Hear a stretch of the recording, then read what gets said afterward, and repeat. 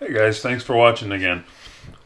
Got a Fisher and Paykel dryer that we've had for, I don't know, 13 years or so, and it's done really well. It started squeaking a couple weeks ago, so I knew we had a bearing going out or something like that. So you might wonder what that sounds like. I've got a little recording here. And this is when it's not loaded with anything. So when I would load it up, it would get to be just unbearable. It was incredibly loud. So that really wasn't something I wanted to deal with on a almost daily basis. So took a look out on Amazon, a few other places. There were several kits available, but I decided to get the actual Fisher Paykel kit, 479332 from Amazon, and it came with a small instruction sheet that tells you what's in a kit.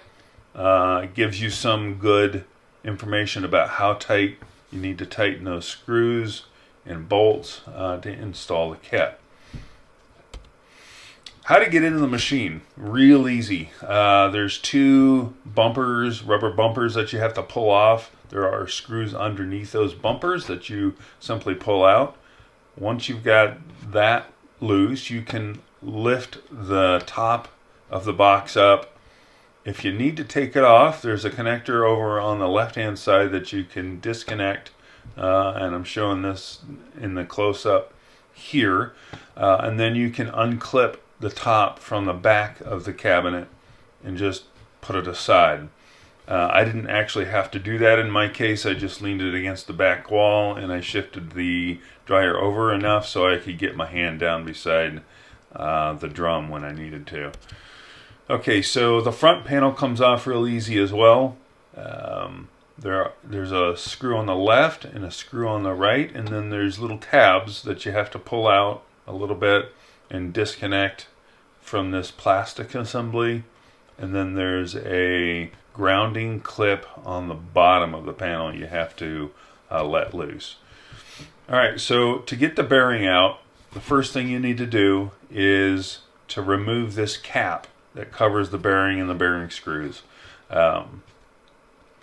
It should come off fairly easily, but on mine it had fused in because the bearing was in such bad shape. So it ended up unscrewing the bearing from the bolt that actually holds the bearing into the assembly on the other side of the dryer. So that was a problem. So I ended up having to drill this bolt out.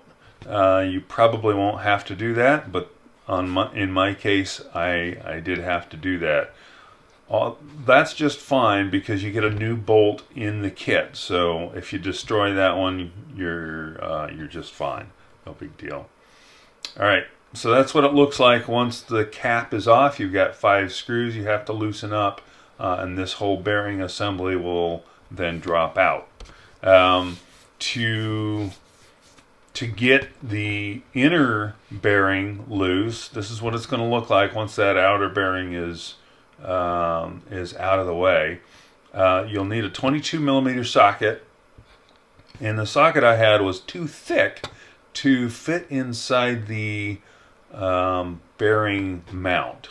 Now you don't want to go banging around and distort that bearing mount because then you'll never have a true bearing seat. So I think that would probably cause some big problems with the dryer. So I ended up grinding my 22 millimeter socket down. I didn't really want to do that, but I also didn't want to go buy a specialized tool just to do this job. So that's what I ended up doing. I used a bench grinder to do that. Alright, so this is what the bad bearing looks like. You can see here that there's a huge gap. There's a big gap that was making lots of noise. This is what a new bearing looks like. This is actually, I've got the bearing reversed here just to show you how much better those pieces fit together when they're brand new, but that's what it'll look like.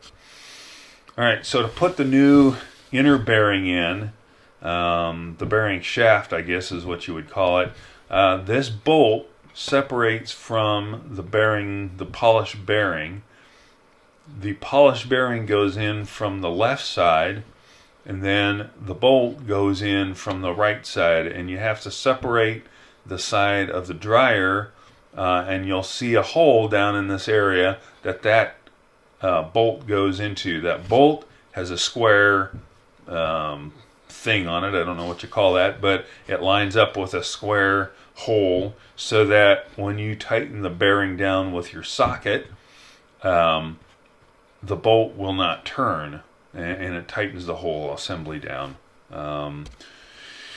So once you've got that center of the bearing installed in place, the tub, is going to be kind of dropped down a little bit since your bearings, the other bearing is not in place.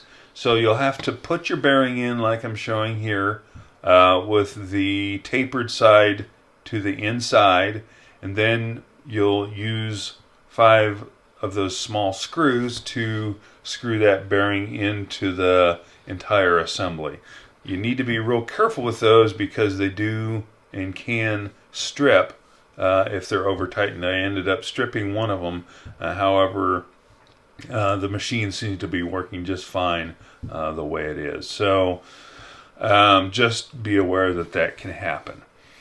The instruction sheet gives you instructions on how to torque those properly.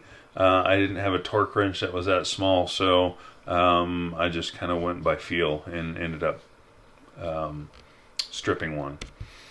All right, so this once that's back together, put the cap back on and give it a test, and everything should work just fine. So it really wasn't a hard job.